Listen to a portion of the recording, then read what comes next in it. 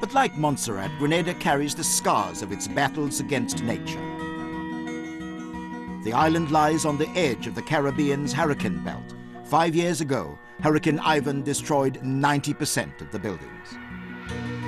But despite that ever-present threat, Grenadian life goes on its decidedly leisurely Caribbean pace. For them, the forces of nature are just a fact of life. I went to meet an American who chose the island as a place to live and to set up his business. He ignored all thoughts of hurricane destruction, and 10 years ago, Mott Green founded the Grenada Chocolate Company. Hello, Mr. Green, how are you? I'm very well. Coming. Very nice to meet you. Yeah, nice to meet you, Trevor. Yeah, come on in. So, this is the world's smallest chocolate factory. Right, and maybe the only solar-powered one. And this is where it all happens. All happens right in this building. We have cocoa farms and we have a fermentary, but all the chocolate gets made right in this little building. Yeah. It's hard to imagine how much chocolate you can make in a very small space. It's very amazing. Yes, well, very dense. You want to see how we make it? Let's have a look. Thank you. Yeah, let me show you briefly. Well, the first thing we do is roast the cocoa. We have this cocoa roaster.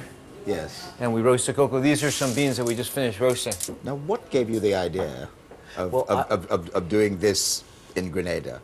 Well, I lived in Grenada about 10 years, part of the year, and that was. But you came from the States. I came from the States. I kind of fled American culture, and one thing led to the next. I ended up living in a bamboo house up in the mountain, and just grew food. That's a bit drastic, isn't it? It was drastic. It was drastic. It Where was were you living in extreme America? change. In New York City. And what were you doing? Well, I was an engineering student at the university at the time. You dropped out? Yeah, I sort of dropped out. Came to Grenada to live in a bamboo hut. Right, and be kind of a mad scientist engineer, sort of in the woods.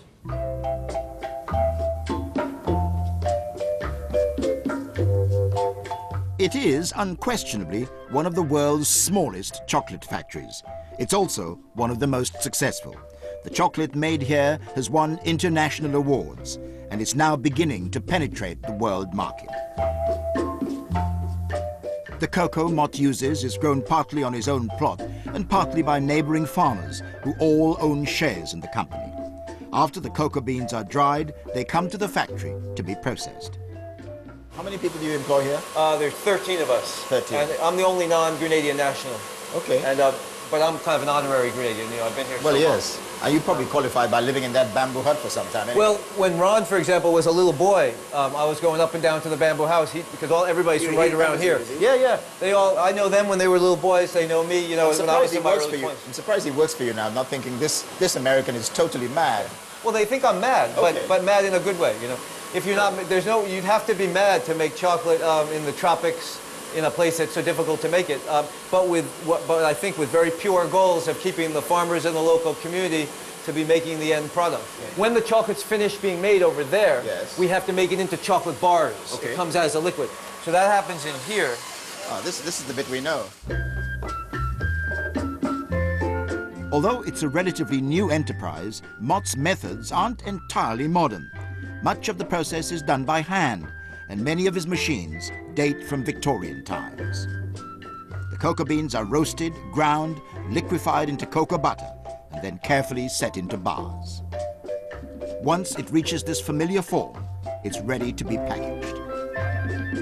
So the 5 people in this room, 1 person molding, 4 people wrapping, we can do 1,000 bars a day like this. From here, we take it to a place where we store it, and then it gets exported or sold in Grenada from there. From cocoa beans to chocolate shipment, the whole process takes 3 days. Mott is so totally absorbed in making his chocolate that nothing else seems to matter. And that includes the way he lives. Actually, I sleep in here. Actually, this room is multifaceted. There's nothing. Yeah, that's one way of describing nothing to write home about. But it's our changing room where the crew leaves their outdoor garments. It's our library where it's sort of the current books I'm reading. My bed, my clothes. You don't actually sleep here, do you? Yeah, I sleep right here. This is my bed. It opens up. It's rather comfortable when it's opened up. I keep keep it rolled up for dust. Doesn't it look to you a little eccentric? To say the least. I'm glad you agree with me. Tell me about some of the problems of living this way and doing what you do. It does get a little bit isolating. You know, it's funny. I live in a village where I know everyone for 20 years and I feel at home, and yet I tend to be a little reclusive by nature. And all my friends here, I have certain things in common, but maybe not as much in common as I would maybe in other parts of the world or where I grew up. So it tends to be a little bit isolating. But I feel comfortable though because at least everybody's so loving and and I know them so well. Eccentric, almost certainly. But it was wonderful to see someone who'd found what he was looking for so many miles from where he was born.